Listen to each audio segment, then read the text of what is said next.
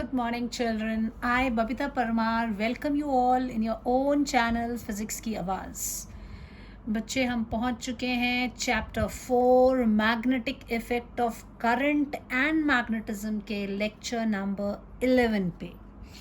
और आज पढ़ने वाले हैं हम एम्पियर्स सर्किटल लॉ. देखो, शुरू हमने जब किया था 12th का सिलेबस, फर्स्ट चैप्टर में बच्चों हम लोगों ने पढ़ा था कूलम्स लॉ, राइट. और कूलम्स लॉ के हिसाब से ही उसके पैरेलल में ही आपका जब ये था इलेक्ट्रिक फील्ड के बारे में इंफॉर्मेशन पता लग रही थी. इलेक्ट्रोस्टैटिक फोर्स है बेसिकली, कूलम्स लॉ देता है, वहाँ से हम इलेक्ट्रिक फील्ड भी कैलकुलेट कर लेते थे. और फिर उसके बाद आया जब हमने magnetic field, this was for the electric field की बात हो रही है. जब मैग्नेटिक फील्ड की बात हुई तो हमने कहा कि हमारे पास एक बायोट सैवर्ट्स लॉ है जो कि हमें छोटे से करंट एलिमेंट के कारण करंट कैरिंग कंडक्टर के पास कितना छोटा सा मैग्नेटिक फील्ड होता है उसकी वैल्यू जो है वो हमें दे देता था. दिस इज़ ये भी इसी चैप्टर में हम ये चीज़ कर चुके हैं. D B is equal to mu zero upon 4 pi I D L sine theta upon R square. This was the Biot Savart's law के हिसाब से जो वैल्यू थी वो इतनी थी. And straight current carrying conductor के पास की जब बात की थी हमने इनफाइनाइट लेंथ की, तो it was mu zero upon 4 pi 2i upon the distance. कितने डिस्टेंस पे है वो, अगर x डिस्टेंस पे तो हम उसको x लिख देते थे, है ना. अब जो हम पढ़ने वाले हैं वो पढ़ने वाले हैं हम एम्पियर्स सर्किटल लॉ. मैंने आपको नाम लिया एम्पियर्स सर्किटल लॉ. ये जो है मैग्नेटिक फील्ड एंड करंट के बीच में रिलेशन दे रहा है. एम्पियर सर्किटल लॉ जो है it's giving a relation between, और ये किसी भी करंट कैरिंग कंडक्टर के पास एक ऑल्टरनेट, बेसिक तो हमारा बायोट-सॉर्ट्स लॉ है ही है. एम्पियर सर्किटल लॉ से भी हमको मैग्नेटिक फील्ड का पता लग जाता है किसी भी करंट कैरिंग कंडक्टर के पास. आप ये अगर आपको याद होगा हमने फर्स्ट चैप्टर्स में गॉस थ्योरम पढ़ा था फर्स्ट चैप्टर में. तो गॉस थ्योरम की एप्लीकेशन, मेन जो गॉस थ्योरम था वो ये कहता था कि surface electric flux was equal to, ऐसा बोला था, electric flux is equal to 1/ε0 times the total charge, है ना, याद है. टोटल चार्ज हम बोलते थे, या यू कैन इलेक्ट्रिक फ्लक्स को आप लिख सकते थे surface integral of E electric field का surface integral is equal to the charge Q by epsilon zero. यहाँ ये सरफेस इंटीग्रल बोलते थे. एम्पियर सर्किटल लॉ जो है ये मैग्नेटिक फील्ड का लाइन इंटीग्रल लेता है, एंड दैट इज यहाँ 1/ε0 द चार्ज था, यहाँ permeability times the current enclosed by that. यहाँ हम सरफेस की बात करते थे, यहाँ हम लेंथ की बात करेंगे. ये क्लोज्ड सरफेस होता था, हम यहाँ क्लोज्ड लेंथ लेंगे. क्लोज्ड लेंथ जिसको कि हम लोग बोलेंगे एम्पियर लूप बोलेंगे, ठीक है.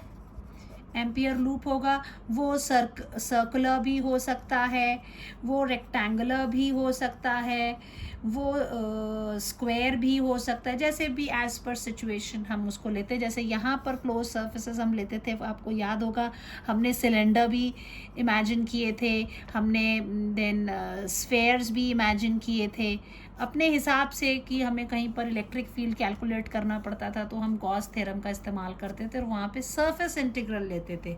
एम्पियर्स लॉ का इस्तेमाल करेंगे हम मैग्नेटिक फील्ड को निकालने के लिए, और वहाँ पर क्या लेंगे, line integral. This is line integral, और ये क्या है, सरफेस इंटीग्रल. याद रहेगा बच्चों, ds के साथ है तो ये क्या हो गया आपका, surface integral of electric field. और ये क्या है, line integral of magnetic field. तो इसने ये जो यही एक जो स्टेटमेंट दी है, इसमें बोला था the flux enclose by any close surface area is equal to 1/ε0 times the charge enclosed by the surface होता था. यहाँ पे होगा एम्पियर सर्किटल लॉ जो है उसने ये बोला कि line integral of magnetic field किसी भी क्लोज लूप के अक्रॉस, पाथ के अक्रॉस जो होगा that will be equal to mu zero. This was permittivity, this is permeability. तो mu zero times the current enclose by that closed path, उस close path ने जितना करंट एनक्लोज किया हुआ है अपने अंदर उसको हम लेते थे. Is it clear? अब हम इसको प्रूव भी करेंगे और इसके थोड़े से एप्लीकेशन पार्ट पे क्वेश्चंस भी करेंगे. ठीक है. सो एम्पियर्स लॉ मैंने स्टेटमेंट पहले ही लिख दी है ताकि आपका मेरा टाइम जो है सेव रहे. Ampere circuit law states that the line integral of magnetic field around any closed path in free space is equal to absolute permeability times the net current passing through any surface enclosed by the path. और ये statement हो. ठीक है. अब हम करते हैं एक स्ट्रेट कंडक्टर ले लेते हैं. So let us take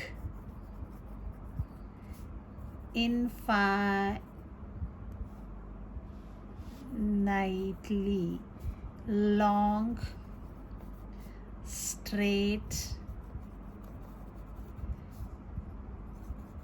current carrying conductor.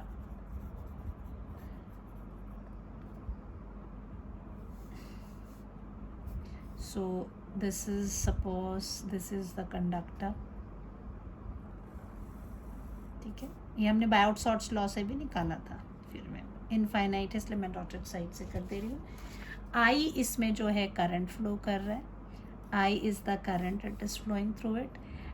And हमें इसके इधर x डिस्टेंस पे P is a point near this conductor where we are going to find. अच्छा, पहले फ़िलहाल तो हमें ये प्रूव करना है that B dot DL is equal to this thing. So अब ये करंट कैरिंग कंडक्टर है. कोई भी, जैसे मान लीजिए बेटे ये आपकी तार है, ये पेन को आप तार मान लीजिए, इसके ऊपर से करंट जा रहा है. तो हमेशा हम राइट हैंड थंब रूल लेते थे कि अगर थंब को हमने करंट की डायरेक्शन में रखा है तो जो फिंगर्स होती हैं वो मैग्नेटिक फील्ड को बताती हैं.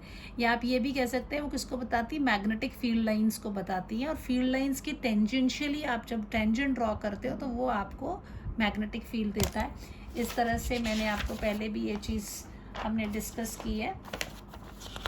लाइक दिस, अगर द करंट इज गोइंग,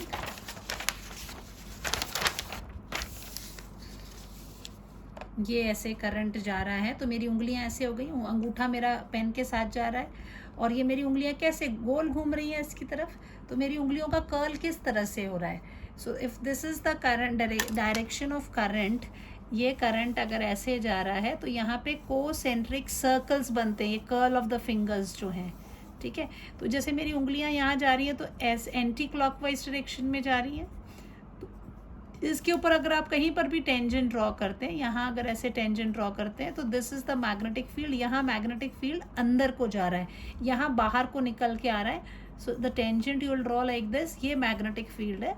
और यहाँ हम इसको डॉट से रिप्रेजेंट करते हैं. Magnetic field is coming out, it is going into. So this is what we, हमने पहले ही ये चीज़ डिस्कस कर ली है. तो अब यहाँ पर हम क्या करेंगे कि हमने लॉन्ग कंडक्टर ले लिया. फील्ड लाइंस जो हैं around this conductors are concentric circles. तो आप किसी भी कंडक्टर पे अगर मान लीजिए x डिस्टेंस हम, मैं जो कह रही हूँ ये ले रहे हैं. So here what will happen, यहाँ पे आप इसको कोसेंट्रिक सर्कल्स दिखाने हैं तो you will be showing it like this, है ना, ये गोला. सो आई जो है current flowing through straight wire बोलो, का करंट कैरिंग कंडक्टर बोलो, जो भी है ना, स्ट्रेट कंडक्टर, एक ही बात है. बी जो है एक्स हम ले रहे हैं perpendicular distance of a point P near the conductor. Okay.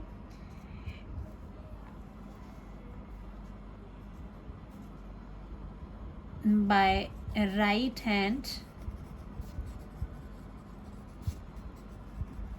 Thumb rule या पाम रूल भी बोलो, एक ही बात होती है ऐसे, पाम जिस तरफ बोलो, right hand thumb rule. The magnetic field lines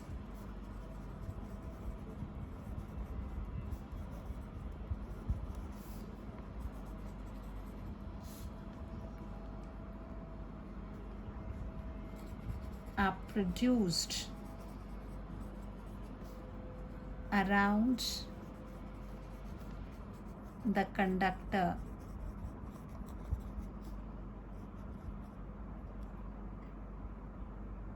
as concentric, जिनका एक ही सेंटर होता है ना, बड़ा बड़ा कुछ भी ले सकते हैं, concentric circles with center on the conductor.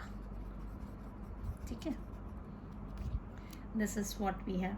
तो बायोट-सॉर्ट्स लॉ के हिसाब से यहाँ पर जो मैग्नेटिक फील्ड होगा, आप देखो ऐसे करंट जा रहा है तो this is the direction of the magnetic field. तो यहाँ पर जो भी आपका मैग्नेटिक फील्ड होगा that will go like this. Tangentially आप ड्रॉ करेंगे, this will be the direction of the magnetic field. यहीं पर अगर मैं छोटा सा एक एलिमेंट भी ले लेती हूँ इस लेंथ के, ठीक है, दिस इज से डीएल एलिमेंट, इसकी भी डायरेक्शन क्या है, same. This is the direction, in the direction of the magnetic field. This is what we are taking. So the magnetic field, अब मैं पेज चेंज करती हूँ.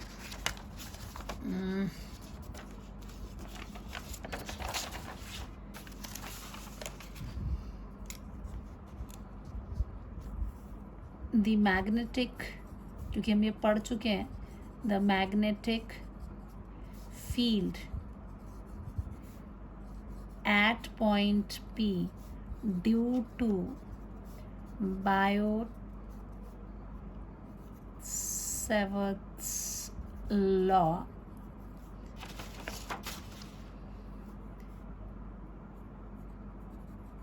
will be, कितना हो जाएगा, B is equal to, आपको मैंने पहले ही फॉर्मूला बताया था, μ0/4π 2I/x.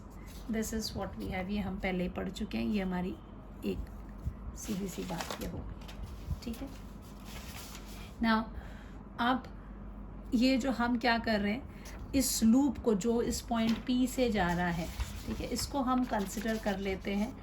ये जो क्लोज्ड पाथ जिसकी बात कर रहे हैं, इसने कहा था कि इस क्लोज्ड पाथ के अक्रॉस जो मैग्नेटिक फील्ड का लाइन इंटीग्रल आएगा वो इक्वल टू होगा μ0 टाइम्स इसके अंदर से जो करंट जा रहा है. तो हम क्या करेंगे कि इस लूप को मान लेंगे कि ये हमारा एम्पीरियन लूप है. ठीक है, सो लेट अस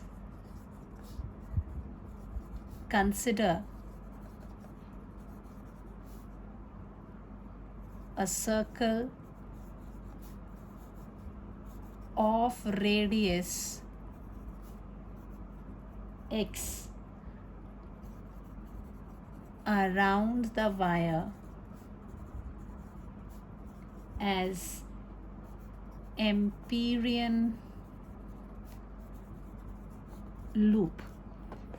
ठीक है, और इसी में हम एक इसको नाम दे देते हैं X Y Amperian loop, such that X Y क्या है,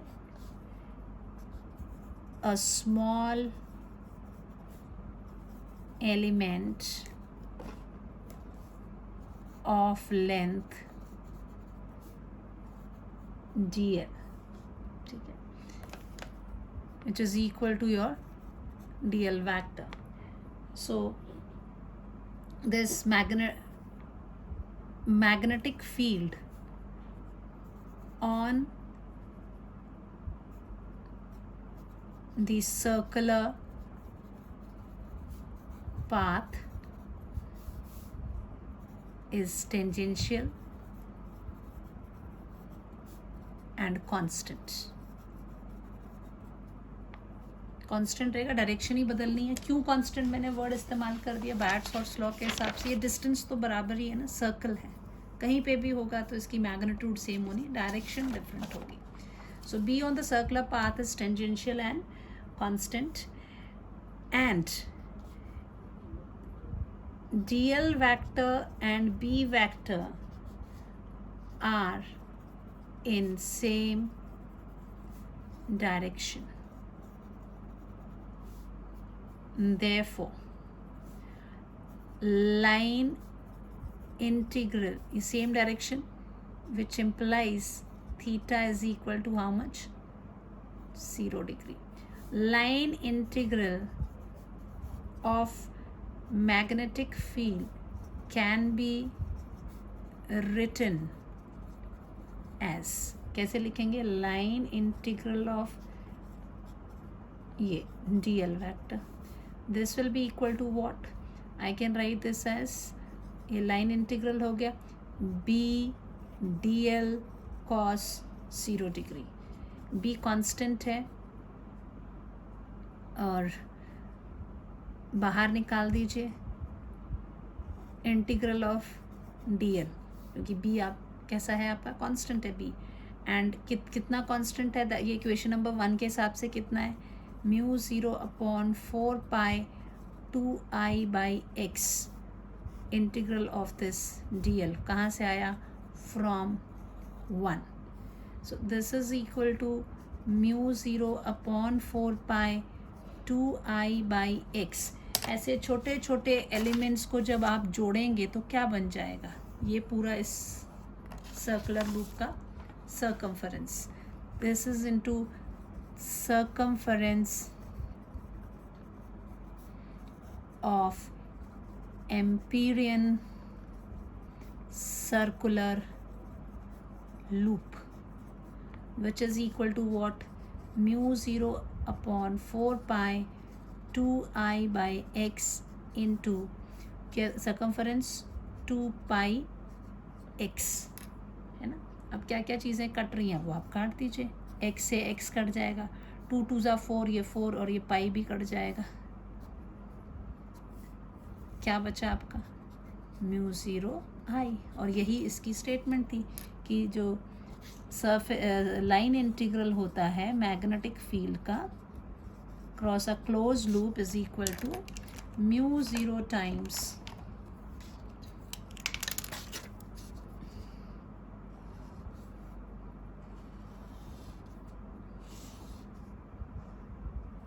ठीक है, हमने प्रूफ कर दिया.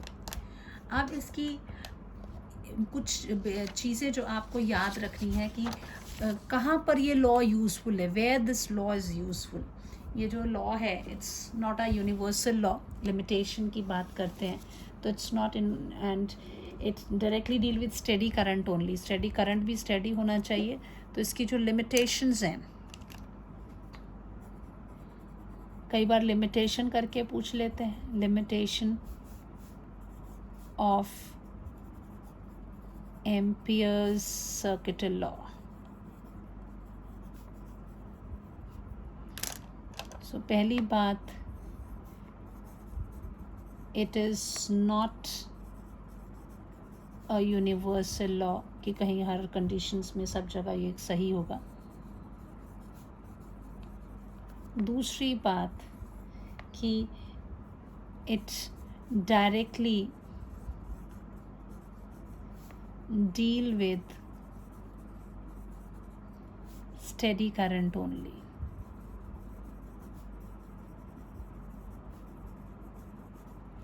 अब इसमें कई बार क्वेश्चन आता है कि where the Amperian law is useful और under what conditions it is, what all conditions should be there ताकि आप इसको यूज़ कर सको. सो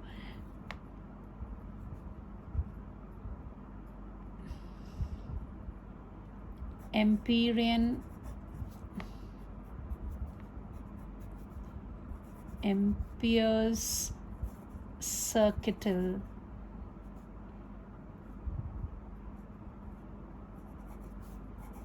law is useful if कुछ कंडीशंस हैं जो आपको ध्यान रखनी है. इसमें पहली कंडीशन ये है कि जो B है मैग्नेटिक फील्ड, ये आपको याद रखना है कि B वेक्टर B जो मैग्नेटिक फील्ड है वो इज़ टेंजेंशियल होना चाहिए. वो tangential to length non zero होना चाहिए, नॉन ज़ीरो एंड कांस्टेंट। जब भी आप एम्पीरियन लूप इमेजिन करेंगे तो ये चीज़ें ध्यान रखेंगे कि उस लूप के लेंथ के अलॉन्ग टेंजेंशियल होना चाहिए, ज़ीरो नहीं है उस जगह पे, तो वहाँ आप अप्लाई कर सकते हैं। और कैसा है, कांस्टेंट है। दूसरी चीज़, या फिर वो आपका जो मैग्नेटिक, इसको इस यहाँ पे अगर ये ऐसा होगा तो इसका मतलब क्या होगा, so B dot D L, तभी आप इसको लिख सकते हैं B D L cos 0 degree हम लिख सकते हैं, है ना, विच कैन बी कांस्टेंट होगा तभी उसको हम बाहर निकाल सकते हैं। कॉस 0 डिग्री तो 1 होता है, इसको बाद दोबारा लिखने की ज़रूरत ही नहीं। सो दिस कंप्लीट लेंथ जो होगा बी इंटू एल करके ऐसे यूज़ हो सकता है, ठीक है। सेकेंड बात हमें ये ध्यान रखनी है कि या तो बी इज़ नॉर्मल, अगर नॉर्मल हुआ तो ज़ीरो हो जाना है उसने, नॉर्मल टू एल, तो आपका क्या हो जाएगा, ये B dot D L will be equal to B D L cos 90 degree, तो 90 degree is zero, so this is what we have. और तीसरा कि वहाँ पर मैग्नेटिक फील्ड ही ना हो, that it vanish, B vanishes, that is B is equal to zero. तो ये जगह है जहाँ पर आप एम्पियर सर्किटल लॉ जो है वो यूज़फुल होगा इन कंडीशंस पे। तो कौन सी कंडीशंस है जहाँ पर ये होता है, तो उसके लिए अगर ये क्वेश्चन 2 मार्क्स में आता है तो आपको ये लिखना पड़ेगा, ठीक है। This is important. ये तो लिमिटेशन तो है ही हर चीज़ की, लेकिन ये कहाँ पर है वो भी आपको पता होना चाहिए ना। वो next what will do is, हम मैग्नेटिक फील्ड डिराइव करने वाले हैं near a current carrying wire of infinite length at different points. और जो भी इनफाइनाइट लेंथ हम ले रहे हैं उसमें हम कह रहे हैं, कंडीशन ये लगा रहे हैं कि current flow only along the surface of wire, ठीक है। तो ये एग्ज़ाम में ध्यान रखना है कि आपको स्पेसिफाई किया जा रहा है कि अगर नहीं स्पेसिफाई करो तो आप मान के पहले कंडीशन लिख लो that the current is flowing along the surface of the wire, ठीक है। सो दिस, इसका एक नेक्स्ट पार्ट है that derive expressions and graph for magnetic field at different points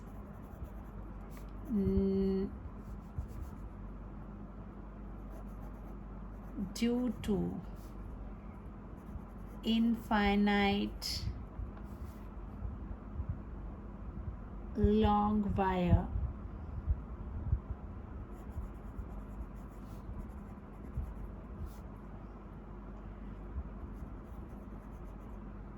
carrying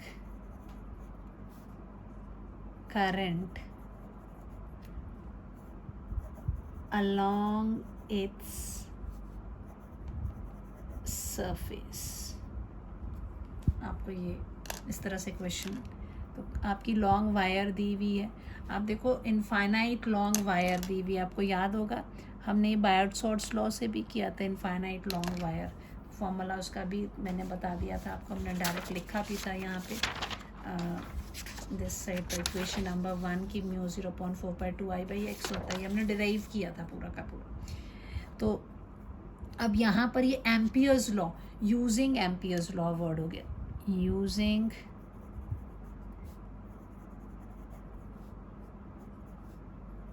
amperes circuital law. तो कई बार exam में सिर्फ वो स्टेटमेंट और उसके साथ ये क्वेश्चन ऐसे करके दे देते हैं, आपको ये डिराइव करना है। तो आप यहाँ पर वायर कंसिडर करोगे and then you will find out. So let us consider, अब हम इधर पे भी कंसिडर कर लेते हैं। So let us consider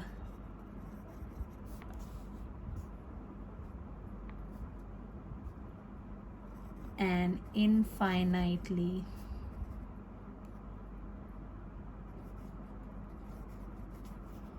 long straight wire carrying current along its surface, right? तो ये आपकी होगी जी तार सीधी, क्योंकि इनफाइनाइट है तो यहाँ पे हम डॉटेड कर देते हैं। इसके सरफेस पे ही करंट जो है वो फ्लो कर रहा है। तो this is a point where we are suppose to find the value of the magnetic field हमने निकालना है। सो अब ये मैग्नेटिक फील्ड अगर हमको ये यहाँ पे निकालना है, फिर दिस इज़ द टेस्ट। अब इसकी जो वायर है, वायर का अपना रेडियस भी है ना। Wire is having its own radius. थोड़ी सी आप ये मान के चलो कि दिस इज़ द पॉइंट। चलिए कोई बात नहीं, ये आपकी वायर है। तो इधर ये डिस्टेंस मान लीजिए, दिस डिस्टेंस इज से स्मॉल आर, है ना। और इसमें आप अगर निकालना चाहते हैं कि रेडियस भी लेना पड़ेगा इसका। वायर है, लेंथ ले ली आपने। जो पॉइंट P है ये बाहर भी हो सकता है, इसके ऊपर भी हो सकता है। तो मान लीजिए ये वायर ऐसी दिख रही है आपकी, है ना। दिस इज़ द वायर से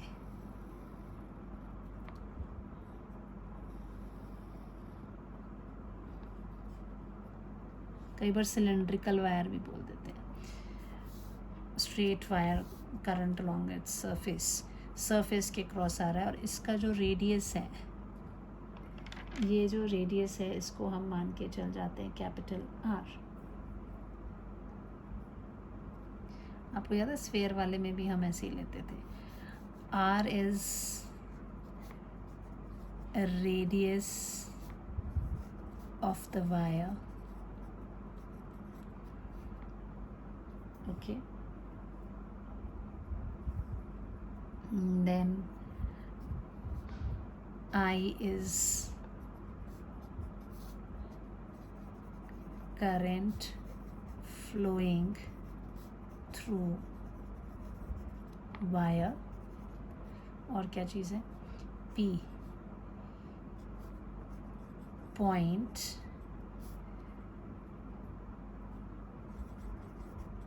outside the wire, ठीक है। एंड एक और ले लेते हैं हम यहाँ पे Q a point outside the wire where we are supposed to find the field। कई बार एग्जाम में तो देते ही नहीं है, सीधा ही बोल देते पॉइंट नियर इट, तो फिर Q लेने की ज़रूरत नहीं होती है। ग्राफ की बात है इसलिए मैं Q भी ले रही हूँ। Point inside the wire, PQ, एक T भी ले लेते हैं। Point on the wire,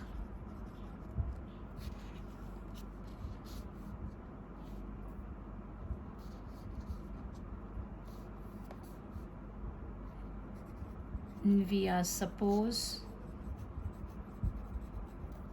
to find magnetic field at P, Q and T using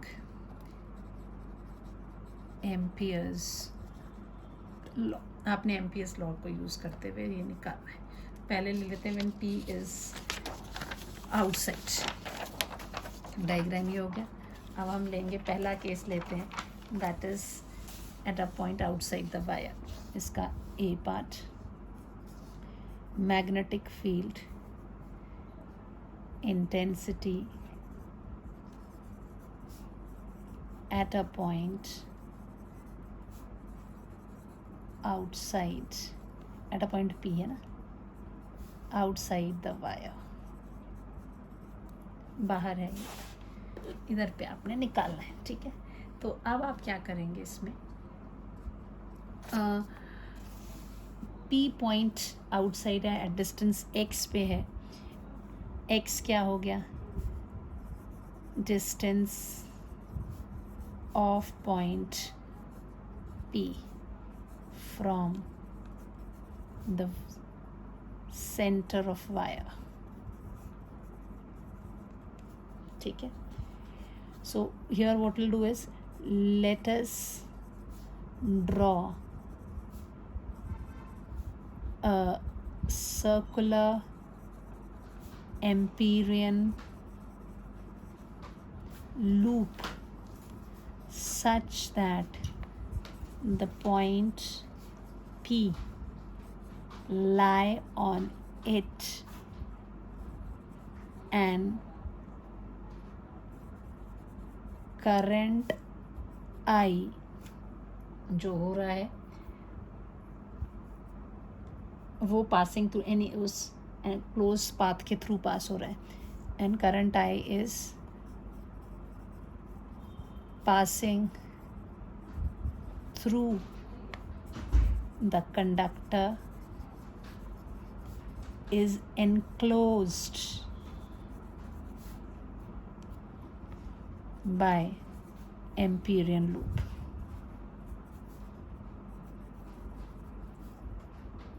इस एम्पीरियन लूप ने उसको बंद कर दिया। तो यहाँ पर आपका ये जो है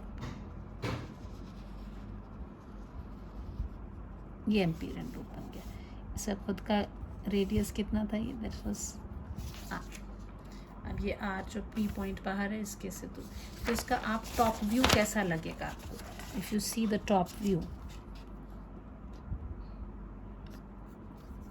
top view of the wire, ऐसे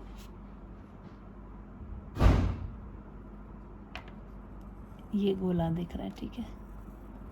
ये गोला आपको कितने रेडियस का दिख रहा है, R। और करंट कहाँ से निकल रहा है, सिर्फ इस सरफेस पे। तो ऐसे पॉइंटेड, हमेशा मैंने बताया ना कि ऐसा पॉइंट है मतलब करंट निकल रहा है, और अगर क्रॉस है तो करंट अंदर घुस रहा है। तो इधर पे आपको ऐसे से डॉट्स के फॉर्म में जो है ये आपको जो टॉप व्यू होगा वायर का वो इस तरह का लगेगा कि इसमें जो करंट है ये ऐसे से बाहर निकल रहा है, क्योंकि वो सरफेस पे ही है, अंदर तो है ही नहीं। तो इस तरह से आपको दिखाई देगा, है ना, टॉप व्यू ऊपर से अगर आप देख रहे हो। और आपका पॉइंट P कहाँ पर है, the point P is somewhere here, ये पॉइंट P है। तो यहाँ पर आइए, ये आपका क्या हो गया, this is the circular empyrean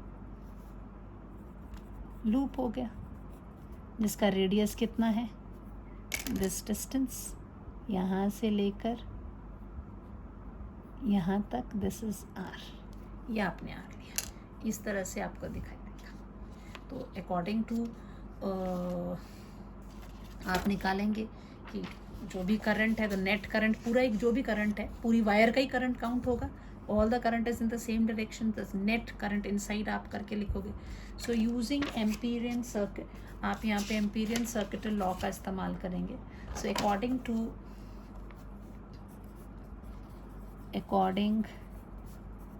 to Ampere's circuital law क्या हो जाएगा, the surface integral of the magnetic, line integral of the magnetic field will be equal to μ0 times the current inside. किसके इनसाइड, इनसाइड लूप। ये जो आपका loop है इसके अंदर कितना करंट है, तो जो भी है नेट करंट आई ही रहना है, सरफेस पे जा रहा है पूरा का पूरा, उसके अंदर इनक्लोज्ड है। So this is what it will B. और यहाँ पर जो मैग्नेटिक फील्ड होगा, क्योंकि करंट ऐसे ऊपर को जा रहा है, तो करंट की जो डायरेक्शन है this is the direction of the magnetic field, tangentially है, पहले ही बोला था।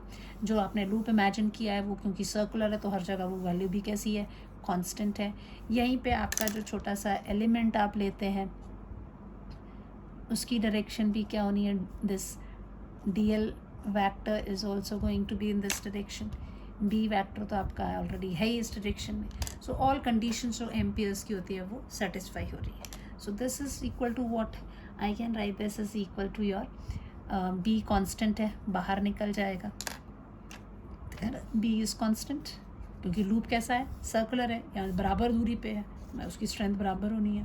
पहले तो आप इसको लिखोगे b dl cos 0 डिग्री, क्योंकि इनकी डायरेक्शन सेम है, जो कंडीशन हमने पहले बताई थी उसको आप लगाओगे, इज इक्वल टू म्यू 0, कितना करंट है inside the loop, I current है, तो ये आई हो जाएगा। This will be b is constant, ये बाहर चला जाएगा, it will be dl is equal to mu 0 I.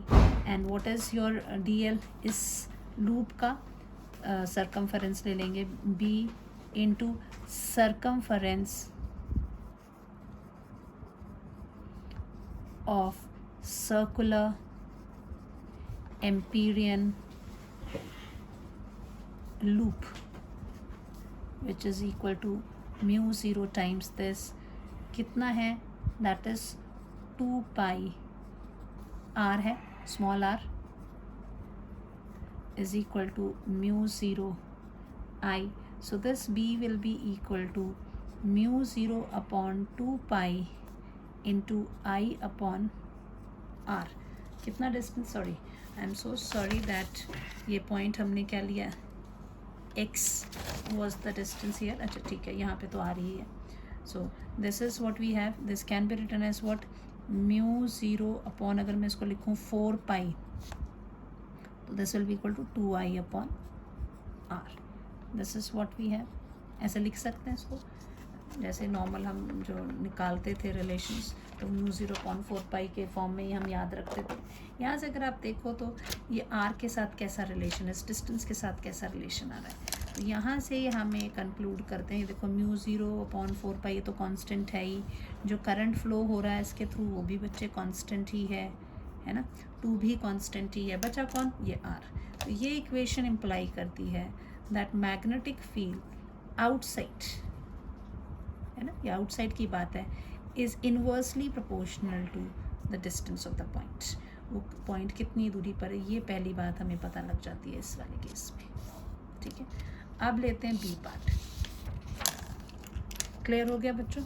The magnetic field intensity हमने कहाँ ली, at a point P outside the wire, it is inversely proportional to. अब हम, this was a part, अब हम बी लेते हैं। बी में हम क्या करेंगे, magnetic field on the surface of the wire ले लेंगे।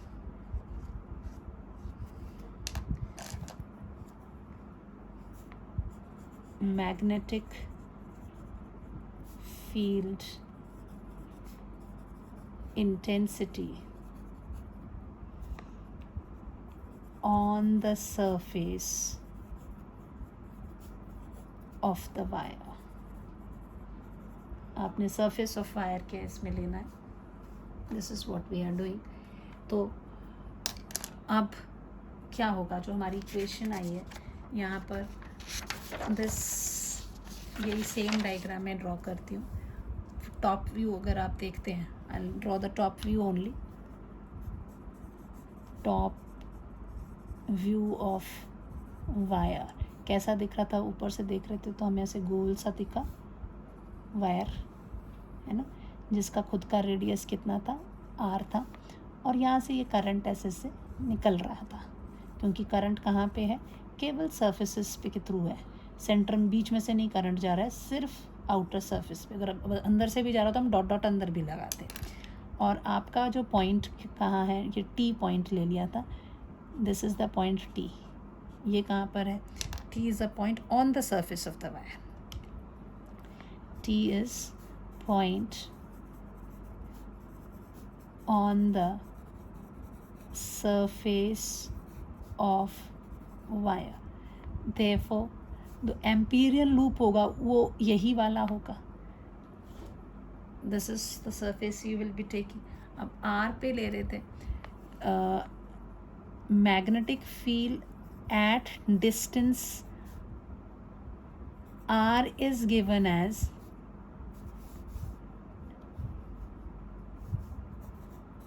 Magnetic distance R is given as, कैसे लिखा था अभी हमने इक्वेशन में, अभी एक मेन इक्वेशन हमने की, that was B is equal to mu zero upon 4 pi 2i upon r, right. In this case r is equal to how much, the capital R, जो इसका खुद का रेडियस है उसी के बराबर है ये. So this will be equal to what, b will be equal to mu 0 upon 4 pi 2i by r. and this is the अगर आप ये देखो दूर जैसे जैसे जाता जाएगा, अगर हम ये फील्ड ले रहे हैं, यहाँ देखिए r के साथ कैसा रिलेशन है, इन्वर्स है.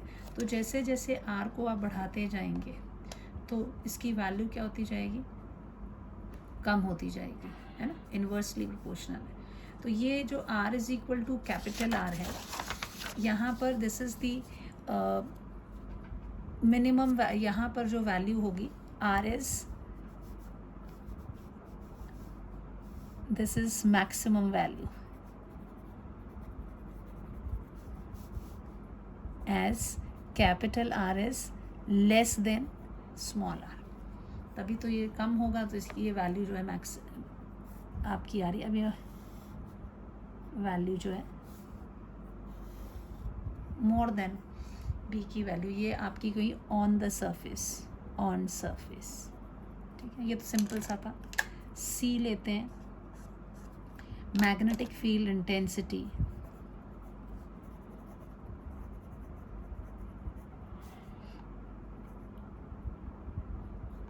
इनसाइड द वायर के अंदर ले लेते हैं, ठीक है. सो अगेन फिर से हम यहाँ टॉप व्यू बनाएंगे. This is the wire, R इसका रेडियस है. ये इसमें से करंट इसके सरफेस पे से निकलता हुआ आपको दिखाई दे रहा है कि ये बाहर की तरफ आ रहा है. और आपका ये क्यू जो पॉइंट है वो यहाँ है, इनसाइड द वायर. तो जब आप यहाँ क्यू इनसाइड है तो आपका गॉसियन एम्पीरियन लूप इसी पे बनेगा. दिस डिस्टेंस इज से आर डैश, है ना, ये आर डैश है. सो क्यू जो यहाँ पर है, Q point inside the wire. So what we'll do is we will draw an Amperian circular loop of radius r dash. मैंने r चाहे ऐसे लिखूँ चाहे मैं ऐसे वन से एक ही चीज़ है, ठीक है. r dash such that point q is on the loop. जैसे हम गॉसियन में लिखते थे ना, point p is on the Gaussian surface, यहाँ बोलेंगे इज़ ऑन द लूप के ऊपर है. Then by Ampere's circuital law, यहाँ पर जो मैग्नेटिक फील्ड होगा, करंट क्योंकि ऊपर की तरफ जा रहा है, this is the direction of the magnetic field and the same will be the direction of the small element. So this is what here will have, it will be b dot dl will be equal to mu 0 into the current inside loop. तो current कहाँ पे, surface पे, अंदर तो current ही नहीं है. So current inside loop is equal to 0. Therefore magnetic field is equal to 0. ये इनसाइड ऐसा हो जाएगा. आपको ये पता लग गया यहाँ पे ये अंदर ये मैक्सिमम वैल्यू हो गई। पहले तो आप नहीं भी बोलते, पर इससे ज़्यादा थी, पुराने वाले से ज़्यादा थी, बिकॉज जैसे जैसे बाहर दूर जाते जा रहे थे फील्ड कम। ये तीनों इक्वेशंस को अगर आप देख के ग्राफ प्लॉट करते हैं between the magnetic field and this, अगर आप इसको कैसे ड्रेस है, बिल्कुल स्फेरिकल शेल लिया था वैसे ही ये होगा। अब now this is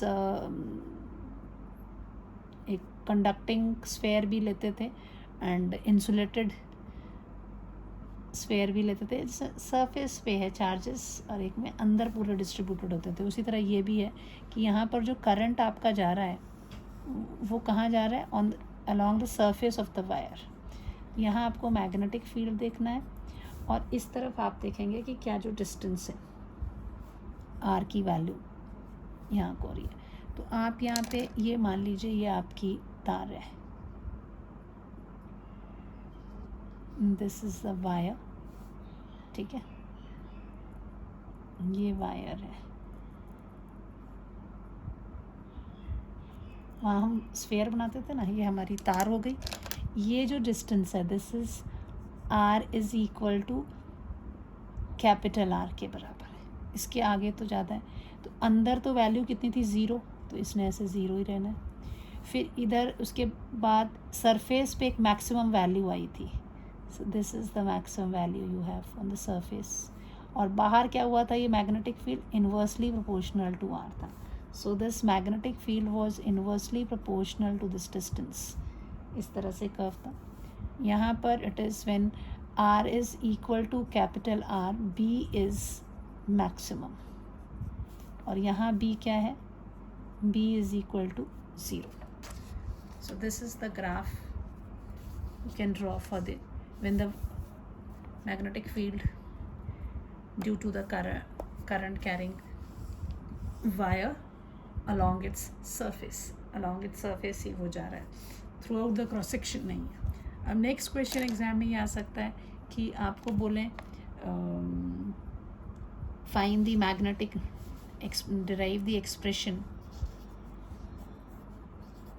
derive the expression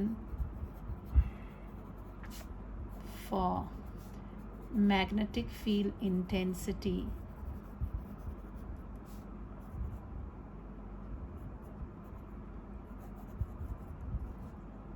at different points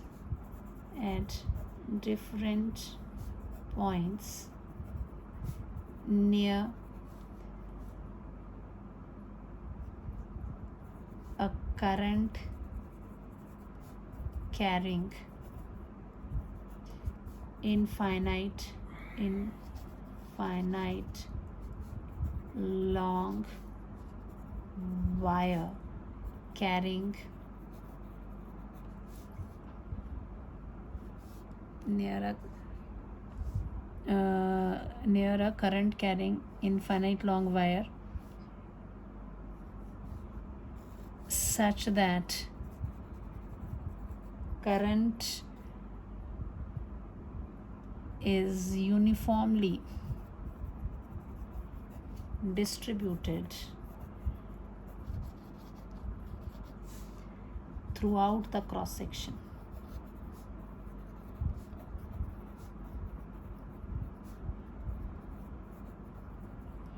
through out the cross section अगर वो जा रहा है तो आप कैसे निकालेंगे इसमें।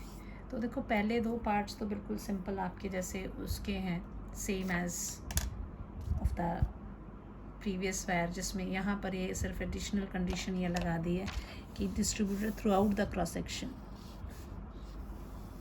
ये वर्ड लगा दिया। उसमें था अलॉन्ग द सरफेस। तो फर्स्ट 2 पार्ट्स बिल्कुल सेम होंगे जैसे पिछला केस किया था हमने, this is what we had. यहाँ पर भी आप ऐसे ही लेंगे, लेकिन consider long straight wire carrying current along its surface लिखा था यहाँ पे, है ना, अलॉन्ग इट्स सरफेस। आप क्या लिखोगे, आप यही सेम डेरिवेशन जब करोगे तो इसमें क्या कर दोगे, लेट अस कंसिडर, मैं थोड़ा फास्ट जाऊँगी अभी, N infinitely long straight wire carrying current distributed uniformly throughout the cross section.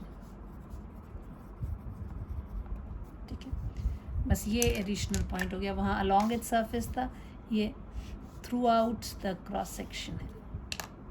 So the diagram will be the same. ये आपकी तार है.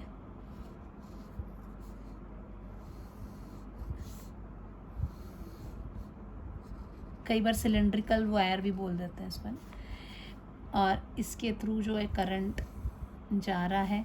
आगे को मैं डॉटेड, इसको डॉटेड ले लेते हैं ऊपर की तरफ को.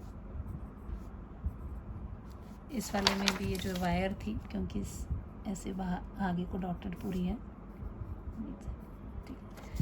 अब इसमें जो करंट जा रहा है वो करंट कैसा जा रहा है? थ्रू आउट जा रहा है. That means the current is going like this, uniformly distributed. पूरा करंट जा रहा है, ऐसे करंट निकल रहा है. ठीक है, पूरा डिस्ट्रीब्यूटेड है. उस वाले में क्या था? सिर्फ सरफेस पे था. आर इसका रेडियस ले लिया हमने, कैपिटल आर. आई क्या है? अच्छा, इसमें 3 पॉइंट्स इसमें भी लेंगे वैसे ही. एक पी पॉइंट ले लेंगे बाहर, क्यू पॉइंट ले लेंगे अंदर, टी पॉइंट ले लेंगे ऑन द सरफेस. ठीक है. सो आई जो है, this is current uniformly distributed throughout the cross section.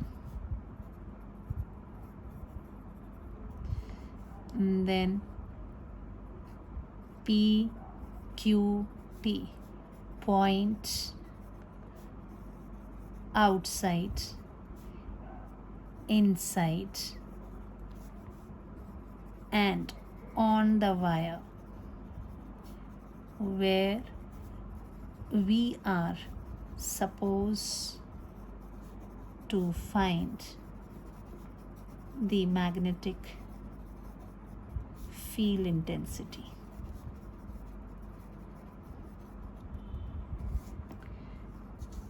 Capital R, a radius of the wire. Wire का रेडियस हो गया. ठीक है. अब पहला केस ले लेते हैं. when मैग्नेटिक फील्ड, इसका ए पार्ट ले लेते हैं. Magnetic field at point P outside the wire at distance R greater than capital R. ठीक है. सो इधर पर जो गॉसियन सरफेस एम्पीरियन लूप बनेगा वो ऐसा होगा. This will be the Amperian loop for point P, है ना. जब ये इसकी क्यू की बारी आएगी, क्यू को अगर हमने ये काले से किया है, ये इधर छोटा सा ऐसा सर्कल बनेगा, है ना. सो टॉप व्यू अगर आप देखते हैं वायर का तो कैसा दिखता है? ये आपकी वायर है, इसका आर रेडियस है. यहाँ से करंट जो है वो सिर्फ सरफेस से ही नहीं निकल रहा है. जैसे उसमें तो सरफेस ही दिख रहा था ना, अंदर कुछ नहीं था, ओनली ऑन द सरफेस. लेकिन इसमें क्या हो जाएगा? पूरा अंदर भी ऐसे सब जगह से निकल के आ रहा है ऊपर की तरफ. ऊपर से अगर हम देखते हैं झांक के, ऐसे करंट निकल के आ रहा है. और ये आपका पॉइंट पी बाहर है. P point is outside. तो आप पी पॉइंट पर क्या करते हैं? This is the Amperian loop आप ड्रॉ करते हैं, such that point P is on it. और ये जो डिस्टेंस है, दिस डिस्टेंस, ये पी पॉइंट मान लो यहाँ है.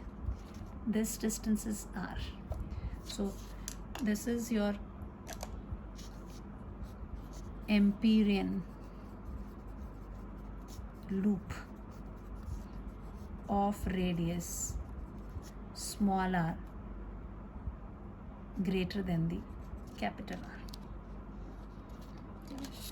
So according to Empyrean circuital law,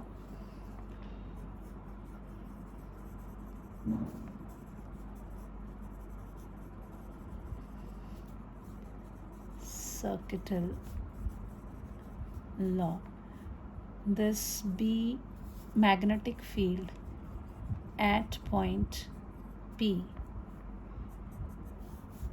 इससे पहले आपने स्पेसिफाई करना पड़ेगा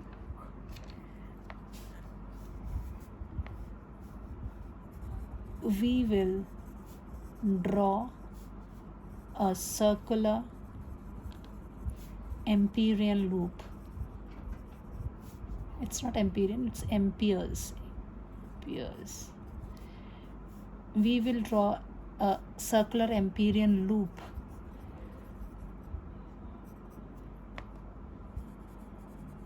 around the wire such that point P is on the loop and it encloses the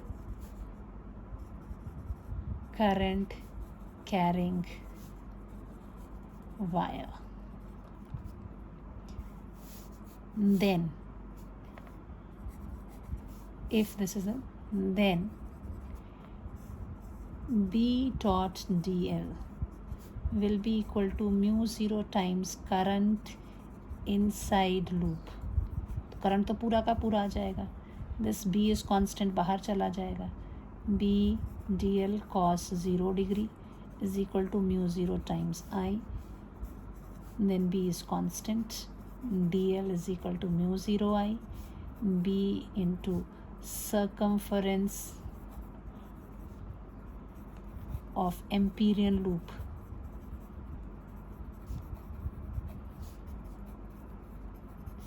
Empyrean loop का कितना है 2 pi r is equal to mu 0 I. So B is equal to mu 0 upon 2 pi into I by r, or I can write B is equal to mu 0 upon 4 pi 2 I by r. This is what we have, and the magnetic field यहाँ से मिलता है inversely proportional to the distance, क्योंकि ये constant ये constant ये constant ये constant inverse relation है. The same जो हमने पहले किया. अब second part ले लेते हैं. B part, magnetic field intensity on the surface of wire. Surface of wire होगा तो टॉप व्यू कैसा हो जाएगा आपका, बिल्कुल सेम जैसे हमने पिछला केस किया था. Same things will be doing. ये वायर थी आपकी, यहाँ पे तो इस तरह से करंट आया था. अब ये सेम चीज़ यहाँ पर जैसे किया, ये सेम ही आंसर आ रहा है इसका. सो टॉप व्यू आप लोगे, टॉप व्यू जब आप देखेंगे इसमें तो ये आपकी तार थी, इसमें से ये करंट इस तरह से सिर्फ सरफेस पर ही नहीं अंदर भी निकलता हुआ ऊपर की तरफ से, आप ऊपर से देख रहे हैं तार को तो सारा करंट जो इस तरह से निकलता हुआ दिखाई देगा. और ये आपका पॉइंट था, इसमें T was the point. ठीक है. सो T is point on the surface of,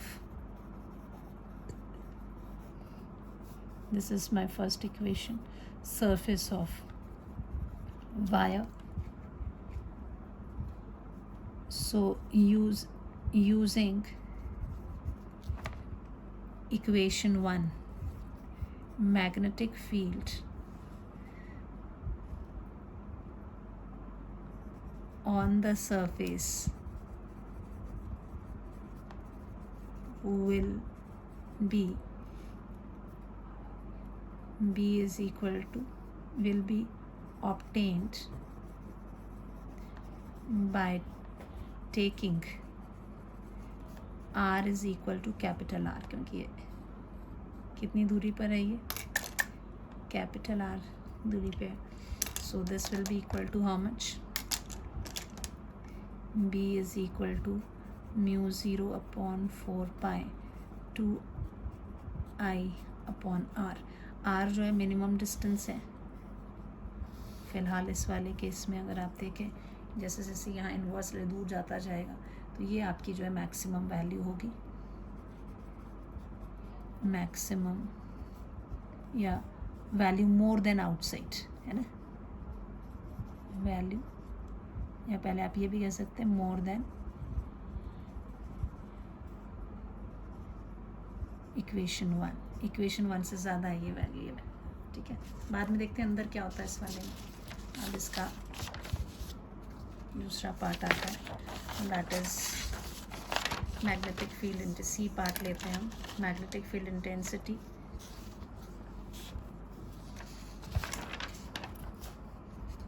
कई बार तो एचपी बोर्ड वाले केस देते ही नहीं है, सिंपल कह देते हैं पॉइंट नियर इट, तो फर्स्ट पार्ट ही करना होता है. मैं पर कई बार ग्राफ भी ड्रॉ करने को देते तो आपको पता होना चाहिए magnetic field intensity inside the wire. फिर वही आप टॉप व्यू बनाएंगे, है ना, टॉप व्यू. ये आपकी तार हो गई, इसमें से ये, अब मैं इसको गोल गोल ना करके ऐसे डॉट्स लगा देती हूँ, ठीक है.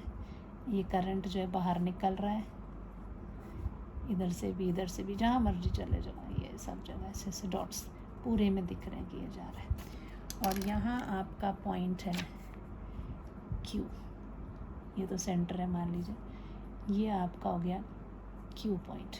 यहाँ पर आप Q जो है इधर पे आप ऐसे सर्कल बनाओगे, है ना.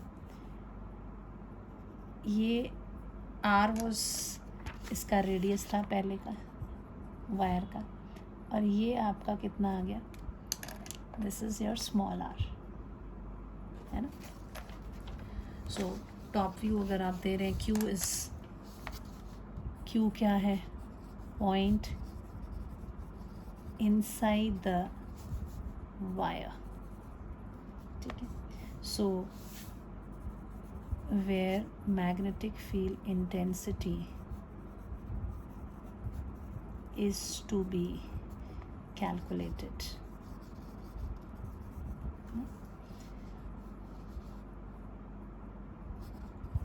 Let us draw a circular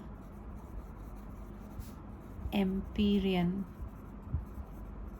loop of radius r such that point Q is on it. Then by Ampere's circuital law, B dot TL will be equal to mu 0 times I, which will be equal to B dl cos 0 degree will be equal to mu 0 I inside loop. So I inside loop, अभी हमें नहीं पता inside क्या है, निकालना पड़ेगा, वो तो पूरे सरफेस पे फैला हुआ था. This is B integral of dl. अब ये वैल्यूज आपको कैलकुलेट करनी पड़ेंगी, ये कि कितनी आती हैं, ठीक है.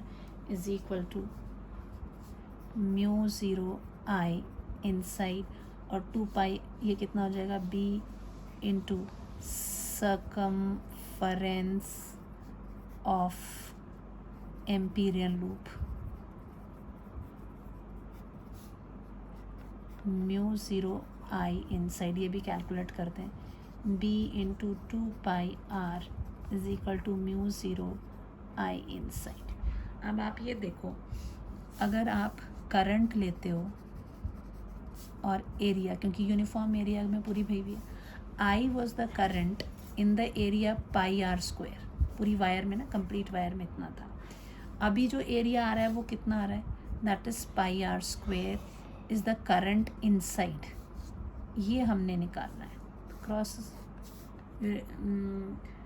डायरेक्टली प्रोपोर्शनल वाला रिलेशन से दिस आई इन दिस ये चीज़ इम्प्लाई करती है the current inside will be equal to, किसका पेयर बन रहा है, I into pi R square divided by pi R square. This is what we have, this is the relation will be using. तो आप ये डाल दीजिए इसमें. ये आपका इक्वेशन ए था. सब्स्टिट्यूटिंग इन इक्वेशन ए,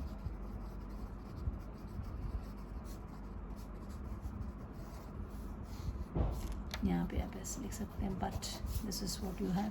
तो b into 2πr is equal to mu zero I upon pi R square into pi R square.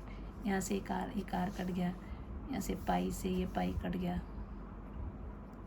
So what you are left with, ये 2 चला जाएगा. b will be equal to what, mu zero upon 2 I R upon R square, है ना. So this is R is constant, wire का R is radius of wire which is equal to constant, है ना. Mu zero upon 2 into I, ये भी constant.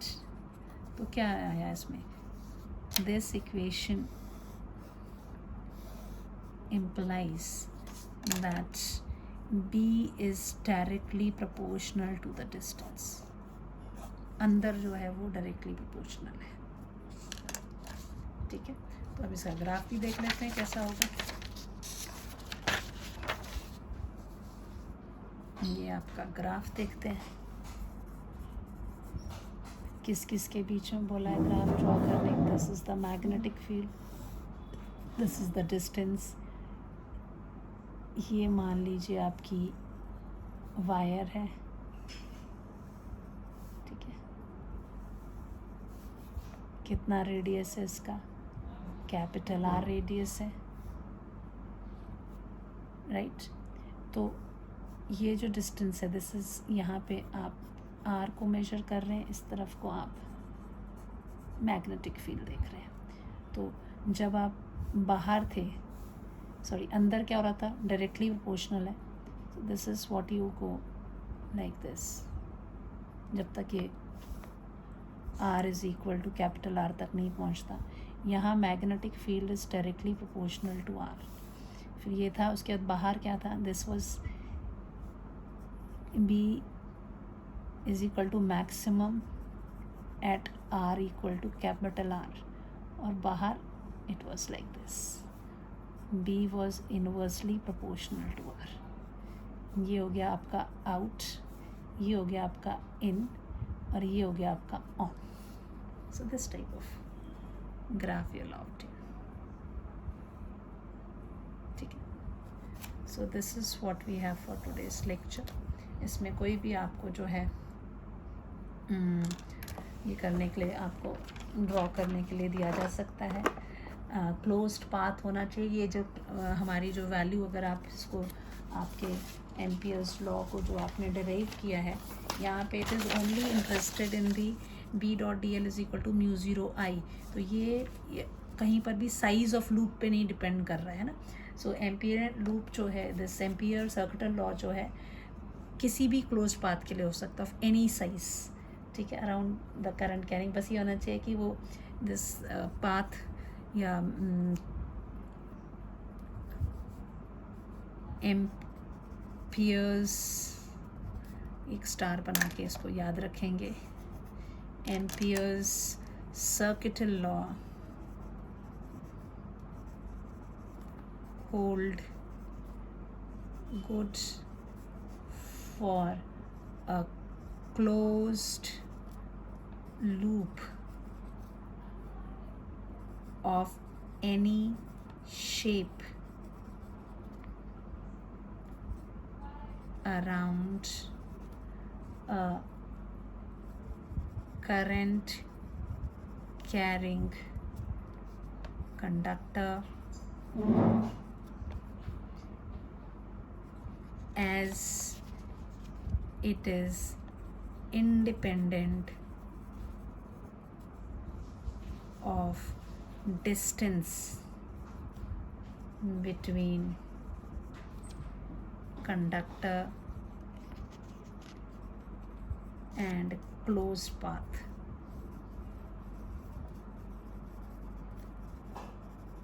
Around the conductor. ठीक है, कोई भी शेप, छोटा बड़ा, ऐसा नहीं है कि रिंग छोटी है तो ज़्यादा हो गया, बड़ा हो तो, क्योंकि यहाँ पे तो कोई रिलेशन ही नहीं है। मतलब कि आर तो कहीं पे, या अगर हमने ये डिस्टेंस आर लिया हुआ था तो इसमें तो कहीं पे भी हम इसको use, sorry this is what Ampere's law जब हम पढ़ रहे थे, स्टार्ट हमने किया था चैप्टर को, वेयर इज़ दैट, ये स्टेटमेंट, ये एक्स डिस्टेंस लिया था ना, इस एक्स डिस्टेंस पे तो ये डिपेंड ही नहीं कर रहा है, हम इसको सॉल्व करते हुए लेके गए और म्यू ज़ीरो आई आ गया। ये पॉइंट कहीं पर भी हो, so this law holds good for a close loop of any shape, कोई भी शेप हो, शेप का फॉर्मूला नहीं कहीं पर आ रहा, आपको पता लग रहा है, सिर्फ वो देखता है कि कितना करंट उस क्लोज लूप ने एनक्लोज किया हुआ है। तो यहाँ पर आप जो शेप्स ले सकते हैं वो सर्कुलर भी हो सकती है, वो रेक्टेंगुलर भी हो सकती है, वो स्क्वायर शेप में भी हो सकती है। Okay, till, thank you, have a nice day.